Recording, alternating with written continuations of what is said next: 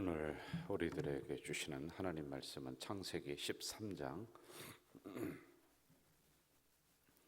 10절부터 읽겠습니다. 창세기 13장 10절부터 13절까지 보도록 하겠습니다. 10절부터 13절 우리 한 목소리를 읽겠습니다. 이에 롯이 눈을 들어 요단 지역을 바라본즉 소알까지 온 땅에 물이 넉넉하니 여호와께서 소돔과 고모라를 멸하시기 전이었으므로 여호와의 동산 같고 애굽 땅과 같았더라. 그러므로 롯이 요단 온 지역을 택하고 동으로 옮기니 그들이 서로 떠난지라. 아브라함은 가나안 땅에 거주하였고 롯은 그 지역의 도시들에 머무르며 그 장막을 옮겨 소돔까지 이르렀더라. 소돔 사람은 여호와 앞에 악하며 큰 죄인이었더라. 아멘. 우리는 창세기 13장 이제 강해를 또 진행을 하고 있습니다.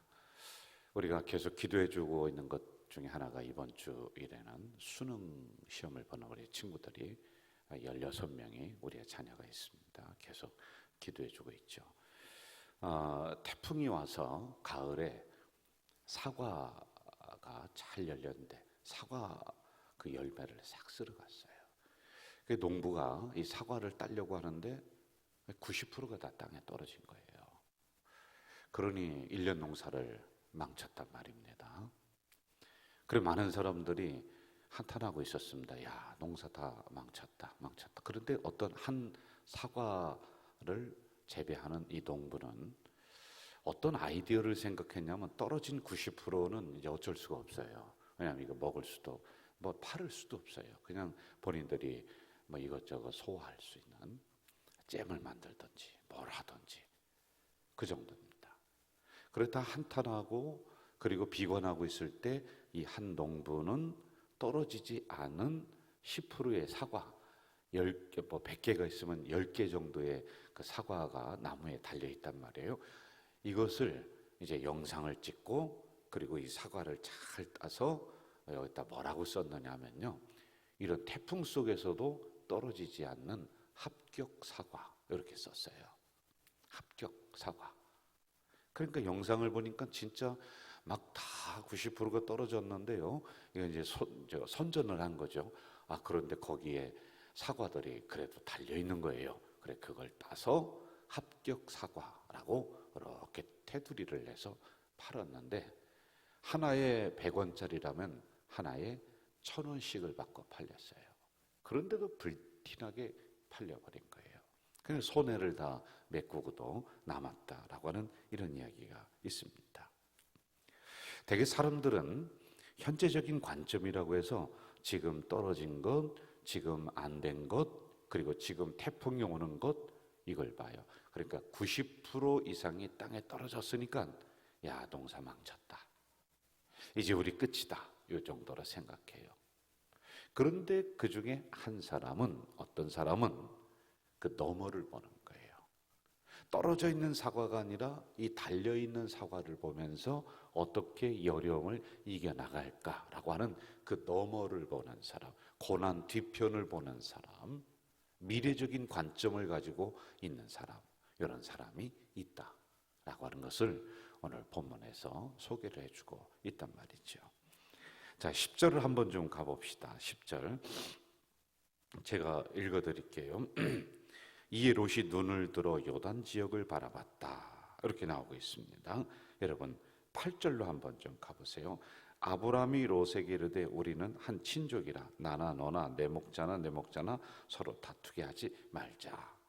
자, 저를 보실까요? 자, 이 장면이 이제 어떻게 되냐면 아브라함이 있고 그 조카 롯이 함께 떠납니다. 함께 떠나서 보니까 이 땅이 좁은데 서로 다투어요. 그러니까 아브라함이 있다가 안 되겠다, 네가 먼저 좋은 땅을 선택을 해라. 그러면 나는 그 다음에 남은 땅을 선택을 할게. 이렇게 나옵니다.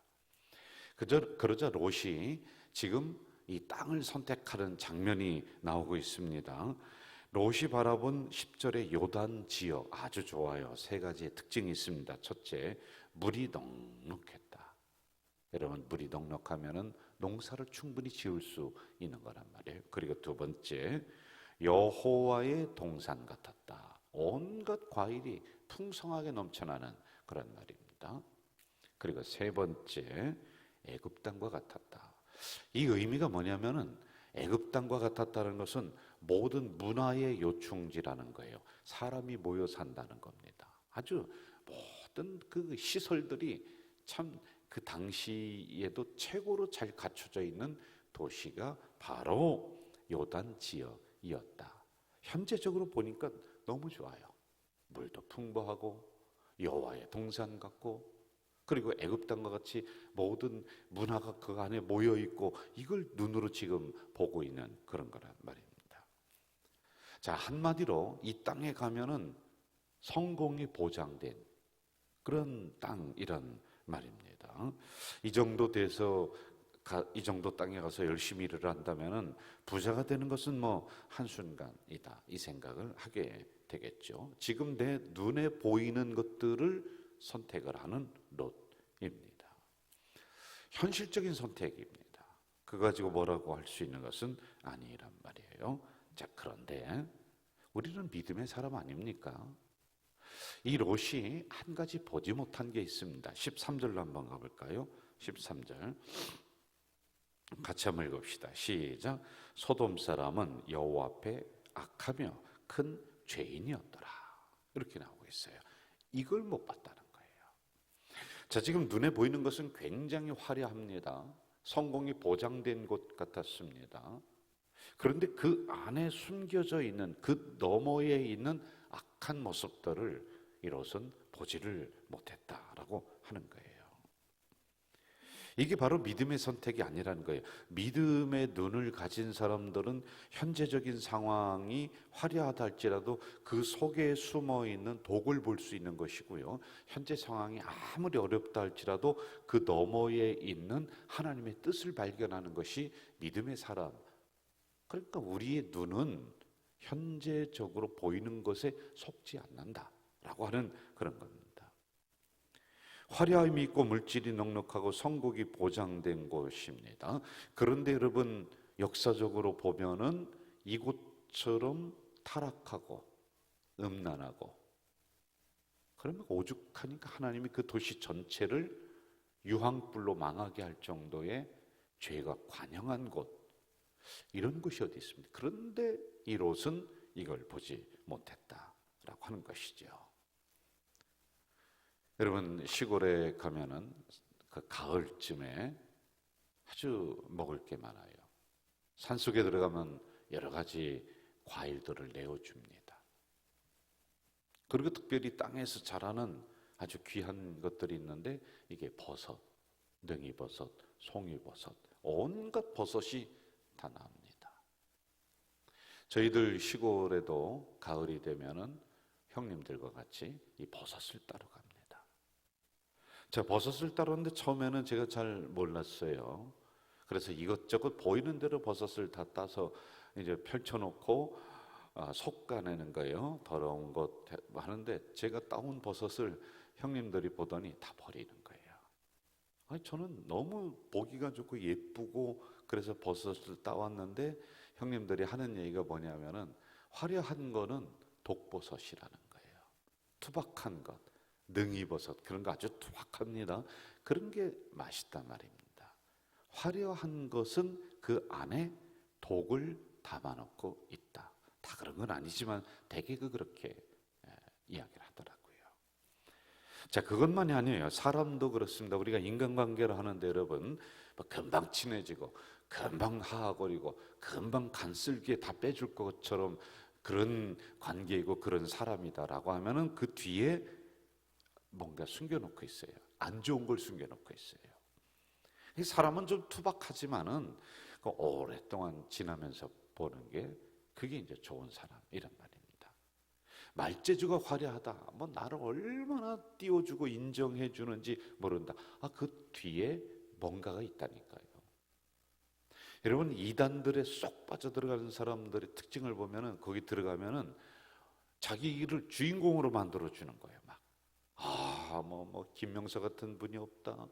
정말 당신은 진실하다. 당신 무슨 사람들, 온갖 사람들이 다 인정을 해준단 말이에요. 이게 화려함이에요. 말의 화려함 속에 독을 가지고 있어요. 그걸 우리가 볼 줄 알아야지 되는 거예요. 여러분, 옷도 그냥 하루에 12벌씩 갈아입고 한다. 이거 화려한 거란 말이에요. 그럼 그 안에 뭐가 있습니까? 사치성이 있고, 또 자기 만족감이 없는 사람들은 화려함으로 자꾸 치우치려고 하는 경우가 종종 있다는 거예요. 여성분들이 화장하는 거 아주 건강상 좋습니다. 그런데 지나치게 화려하게 막 꾸민다 그러면은 자기 외모에 자신이 없다든지 컴플렉스를 가지고 있다든지 그런 무언가가 있단 말입니다. 저는 우리 교회 성도들 새벽에 봐도 아무것도 안 찍어 바르고 왔잖아요. 그래도 예뻐요. 제가 얼마 전에 어느 교회 새벽, 어제 그저께죠, 월요일에 새벽 집회를 갔는데 거기도 보니까 새벽인데도 성도들이 굉장히 많이 나왔더라고요. 근데 교회가 순수해요. 화려함이 없어요. 그런데 그 안에 진실성이 있다는 거예요. 그런데 막 겉으로 화려함을 표현한다. 이건 문제가 있다라고 하는 것입니다. 자, 신앙도 한번 좀 봅시다. 신앙도 무슨 기적, 깜짝 놀라는 신비, 이런 거에 치우치면은 신앙도요, 진실함이 떨어져요. 얼마 못 가요. 신앙은 들쭉날쭉 변화가 없지만은 그냥 꾸준하게 가는 것. 이게 좋단 말입니다. 자, 다시 본문으로 한번 가봐요. 물된 동산 같다. 그리고 아주 넉넉하다. 하나님의 동산이다. 굉장히 화려합니다. 사람을 매료시켰습니다. 그런데 그 속에 타락함이 있다는 거예요. 13절이죠. 하나님 앞에 악했다. 죄가 많았다. 이걸 못 봤다는 거예요. 자, 11절로 가보겠습니다. 11절 같이 한번 읽겠습니다. 시작. 그러므로 롯이 요단 온 지역을 택하고 동으로 옮기니 그들이 서로 떠난지라. 롯이 두 가지 실수를 적어도 합니다. 첫째는요, 죽어도 믿음의 사람인 아브라함 옆에 붙어 있어야 돼. 자기가 믿음이 없잖아요. 자기가 별로 지혜가 없잖아요. 그럼 지혜로운 사람 옆에 붙어 있는 게 가장 좋은 거예요. 믿음의 사람 옆에 있는 게 가장 좋은 거란 말입니다.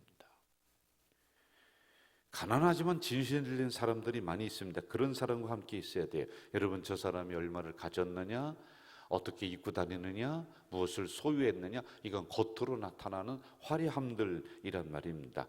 그런 것이 아니라 이 사람이 기도하는 사람인가, 저분이 말씀대로 살려고 애쓰는 사람인가, 그걸 보면은 후회가 없습니다. 그걸 봐야 되는 겁니다.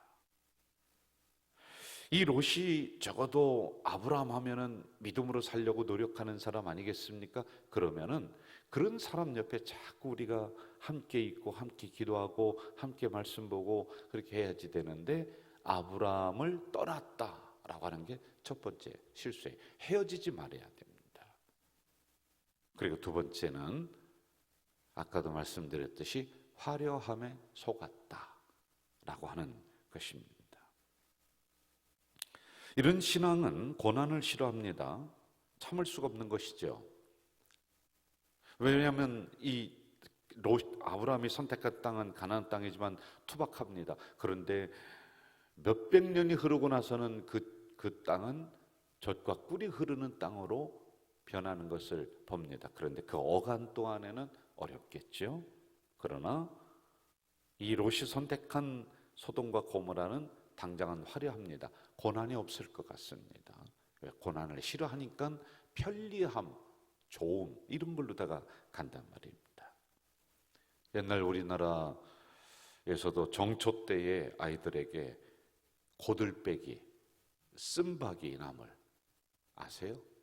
고들빼기, 쓴박이. 이게 맛이 어때요? 쌉싸름하죠? 이걸 먹였습니다. 이게 그 의미가 있는 거예요. 왜냐하면 인생을 살다 보면은 맵고 짜고 쓰고 이러한 날을 맞이한다는 거예요. 그리고 그 다음에 단맛 나는 좋은 날이 온다. 그래서 여러분, 쓴박이 먹이고 고들빼기 먹이면서 인생은 그렇게 좋은 날만 있는 게 아니다. 쓰디 쓴 날이 있을 것이다. 이걸 가르쳐 주려고 하는 선조들의 지혜다라고 하는 것입니다. 여러분, 축복을 원하십니까? 성공을 원하십니까? 그렇다면은 단맛을 보기 전에 먼저 쓴맛도 보고 사람의 매운맛도 알아야 돼요. 이걸 우리가 알고 가야지 됩니다. 자, 결론으로 가볼게요. 결국 이 잘못된 선택으로 앞에 보이는 화려한 것만 선택해 나갔습니다. 그러므로 창세기 19장으로 가면서는 그 땅이 멸망합니다. 다 죽습니다. 재산도 다 날아갑니다. 겨우 목숨 하나 건져서 동굴로 피하다가, 그것도 하나님이 돌아보지 말라고 하는 그 자기의 과거에 있었던 재산들 너무 아까워, 왜 불에다 타거든요. 돌아봤다가 소금 기둥이 되었다. 이렇게 결론이 나오고 있습니다. 자, 오늘도 우리는 무엇을 바라보면서 살아가시겠습니까? 화려함, 너무 그쪽으로 치우치지 마세요. 투박함 속에 진실이 담겨 있을 수가 있다. 기도하겠습니다. 사랑하시는 아버지 하나님, 이 새벽에 연약한 저희들을 불러주시고 깨워주셔서 말씀 주셨습니다. 감사합니다. 오늘 주신 이 말씀, 우리가 당장의 화려함을 선택해 나가는 것이 아니라 좀 멀리 보면서 지금의 아픔도 결국에는, 지금의 고난도 결국에는 가나안 땅이 될 것이다라는 이 믿음의 눈으로 지금 감사하며 살아가는 우리 성도들이 되도록 인도해 주시옵소서. 예수님의 이름으로 기도하옵나이다. 아멘. 하늘에 계신 우리 아버지, 아버지의 이름을 거룩하게 하시며 아버지의 나라가 오게 하시며 아버지의 뜻이 하늘에서와 같이 땅에서도 이루어지게 하소서. 오늘 우리에게 일용할 양식을 주시고 우리가 우리에게 잘못한 사람을 용서하여 준 것 같이 우리 죄를 용서하여 주시고 우리를 시험에 빠지지 않게 하시고 악에서 구하소서. 나라와 권능과 영광이 영원히 아버지의 것입니다. 아멘. 여러분, 이 시간에 우리 통성으로 좀 기도하겠습니다. 제가 기도 제목을 좀 드릴게요. 우리 새벽 제단이 점점 활성화가 돼서 많은 성도들이 나와서 기도하는 새벽 제단이 될 수 있도록 여러분 꼭 기도해 주시고, 그리고 특별히 내일이죠. 우리 수능 시험 보는 친구들, 하나님 이들에게 지혜를 주시옵소서 기도해 주시고요. 그리고 이번 주에 수술을 하시면서 지금 회복해가는 민경분 권사님이 계십니다. 대장암 수술하셨거든요. 여러분 꼭 기도해 주시 바랍니다. 그리고 개인 기도 제목 가지고 통성으로 기도하시다가 돌아가시겠습니다. 기도하겠습니다. 오늘도 저희들 새벽전에 불러주신 아버지 하나님 감사합니다. 이 새벽재단에 하나님 간절히 간구하는 것들이 있습니다. 아버지 하나님, 먼저 우리 가자제일 공동체 새벽재단에 기도의 용사들이 일어나서 나올 수 있도록 도와주시옵소서. 기도가 점점 활성화되게 하시고 점점 뜨거워지는, 그리고 수많은 심령들이 새벽을 깨우며 나가는 우리 가자 공동체가 되도록 인도해 주시옵소서. 아버지 하나님, 이 정도 새벽에 최선을 다하고 있습니다. 기도해야 될 사람이 잠자고 있습니다. 부르짖어야 될 사람이 이제 성전에 나오지 않고 있는 이 새벽, 하나님이여 그들 심령을 깨워주시옵소서. 그들 육체를 깨워주시옵소서. 주의 성전에 나와서 주여 하며 두 손 들고 간구하는, 그래서 새벽을 깨우는 우리 성도들이 되도록 주님 도와주시길 간절히 소원합니다. 전능하신 아버지 하나님도 간절히 기도합니다. 우리 수능 시험을 보는 16명의 우리의 자녀가 있고, 또한 수십만 명의 중에 우리 대한민국의 자녀들이 있습니다. 이들이 일로 인해서 좌절하거나 낙담하지 않도록 하나님 이들에게 지혜를 내려 주시옵소서. 또한 아버지 하나님 간절히 기도합니다. 이 시간에 아버지 하나님 수술 후에 하나님 앞에 간구하며 회복의 단계를 나아가는 귀한 우리 권사님이 계시오니 주님, 이 권사님에게, 우리 민 권사님에게 치료의 능력을 베풀어 주시옵소서.